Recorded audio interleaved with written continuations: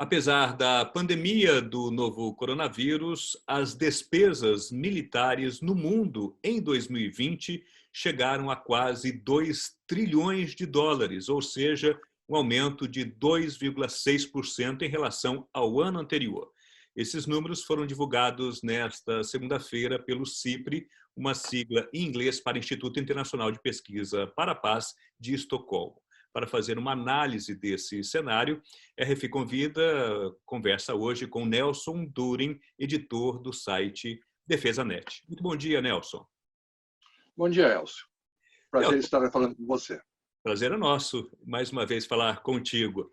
Nelson, por causa da pandemia, a economia global, segundo projeções, deve recuar aí mais de 4%, né, em 2020. Agora, as despesas militares acabaram aumentando.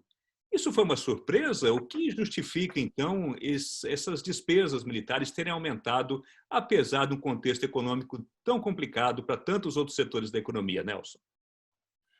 Elcio, as despesas militares geralmente são de longo prazo. Se você tem os maiores gastos, são de longo prazo. 3, 4, 5, 10 anos, às vezes. Então, você vem numa sequência, você não consegue mudar. Você já tem a alocação da mão de obra, tropas. Então, pouco você pode variar no ano. Então, você já tem um gasto previsto e esse gasto você não modifica. Você veja que os gastos, maior crescimento no gasto, houve em poucos países, especialmente na China. Houve um crescimento substancial. O crescimento aqui está previsto foi 1,9% em relação ao ano anterior. Os Estados Unidos cresceram 4,4%, mas vinha de uma redução bem significativa na década anterior. E a China está no 26º ano consecutivo de crescimento de gastos militares. Então, nesse ponto se explica o crescimento dos gastos. Aí você também tem um outro gasto, que é uma coisa interessante. A única organização que está preparada e tem condições de trabalhar numa situação dessas são os próprios militares, que têm os equipamentos de descontaminação, DQBRN, faz a química biológica, radiológica e nuclear, que foram muito usados.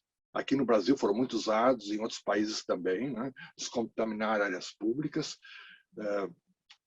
Você tem também tropas especiais para movimentações de grande porte, por exemplo, o que está acontecendo agora na Índia, aviões de grande porte estão deslocando usinas, como já foi feito aqui no Brasil também, usinas de oxigênio de uma região para outra, onde há necessidade. Então, isso acaba gerando que a estrutura que os militares têm seja muito útil nesse momento.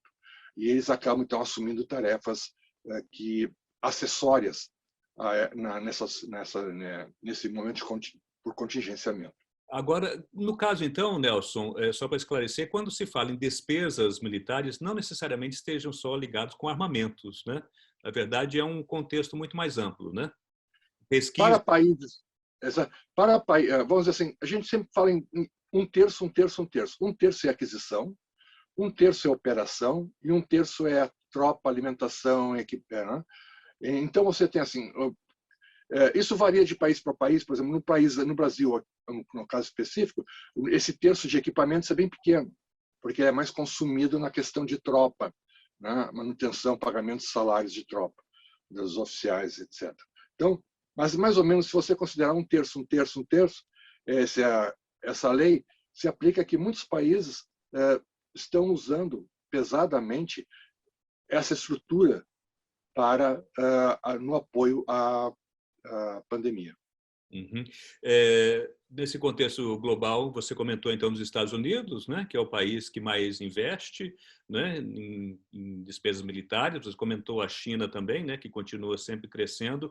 Mas no caso da Rússia, dessas potências militares, a Rússia foi aqui tenha diminuído um pouco, né? Diminuiu um pouco o seu orçamento. É uma explicação para isso? A Rússia, que sempre está envolvida em questões né, relacionadas a conflitos e que envolvem militares, inclusive? Né? Elcio, uma questão, a Rússia tem um certo... A Rússia e a China, nós temos que ter sempre olhar os orçamentos da Rússia e da China com certo cuidado. A Rússia sempre consegue mascarar seus orçamentos, que vem lá do tempo da União Soviética, onde os orçamentos eram sempre figuras de ficção. E a China também, ela usa o mesmo... Já estamos colocando agora, pelo CIPRE, 252 bilhões de dólares para o ano passado, 2019.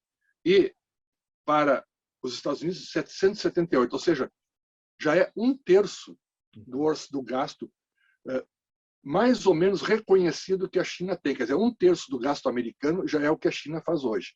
E a Rússia, ela, vamos dizer assim, ela tem enfrentado enorme problema econômico, uma situação econômica difícil, com a redução da exportação de petróleo e de gás. Então, isso tudo tem levado ela a... Quem acompanha a questão russa, vê que os orçamentos sempre são, os equipamentos sempre são postergados de um ano para outro, as aquisições são feitas, anunciadas um número, mas o número real acaba sendo bem menor, ou seja, eles têm uma enorme dificuldade em manter aquela mobilização militar que eles tinham. Eles fizeram um esforço enorme agora, levando tropas para o sul, para a região da Crimeia, né? Isso mais ou menos travestido de um exercício militar, mas com clara implicação política, geopolítica, que muito sentida aí na Europa. Mas isso tudo eles acaba drenando os recursos militares, que são bem mais limitados hoje do que era no passado. Uhum. No caso do Brasil e da América Latina, então, o relatório do CIPRE, Nelson, comenta que, né, na região da América Latina houve um recuo, principalmente em função da despesa menor do caso brasileiro, que diminuiu 3,1% em 2020 em relação a 2019. Né? O que explica, no caso, então, essa redução dessas despesas militares do Brasil, Nelson? Nós temos dois casos aqui, Elcio, que nós temos amigos da Rádio França. Primeiro, houve uma certa redução, a expectativa com o governo Bolsonaro, que teríamos um crescimento nos gastos militares, não era bem verdade. O objetivo maior era a questão da segurança pública. Isso depois foi mais afetado ainda pela questão já pré-pandemia, onde a economia brasileira vem se ressentindo de uma readequação nos últimos anos, de uma crise que nós sentimos e estamos tentando sair dela. Então, os orçamentos militares têm sido muito afetados. Nesse meio tempo, nós tivemos a questão da pandemia. E aí, com grandes recursos foram deslocados para dois grandes apoios. Um apoio, ajuda emergencial às populações, e a outra, a compra de equipamentos, insumos e os imunizantes, as vacinas. Então, esses dois fatores levaram a uma redução drástica no orçamento geral do governo, e também tivemos uma outra redução bem expressiva, que foram operações que as Forças Armadas, como aqui nós falamos, que elas, por terem estrutura, conseguem fazer, que estão uma operação que já temos há alguns anos, Operação Acolhida, que é recebimento dos refugiados venezuelanos no norte do país, em Roraima, no estado de Roraima. E as outras duas é a Operação Verde Brasil, que são a tentativa de apagar os incêndios, tratar os incêndios e desmatamentos nas regiões amazônicas, e Pantanal também, quer dizer, dois grandes focos no Brasil, e a própria Operação Covid-19, onde tivemos buscar gente da China, também deslocamento de grandes equipamentos para atender a emergência em Manaus e outras pessoas, redeslocamento de pessoas dentro do país. Então, você tem, além da redução do orçamento em si, você tem também um gasto com operações. E já no final da semana passada, o governo anunciou, a área econômica, uma redução de 400 milhões de dólares para o orçamento militar desse ano. Ou seja, o orçamento de aquisição. Nós estamos falando, aquele orçamento, salários e etc., esse aí já não pode ser mexido. Mas então, quer dizer, o investimento que os militares terão já é 400 milhões de dólares menos esse ano. E o que vai de um afetar orçamento isso? menor. Uhum. O orçamento menor, então, Nelson, o que vai afetar, então, em relação a esses planos e projetos do governo para essa área militar? O que isso impacta?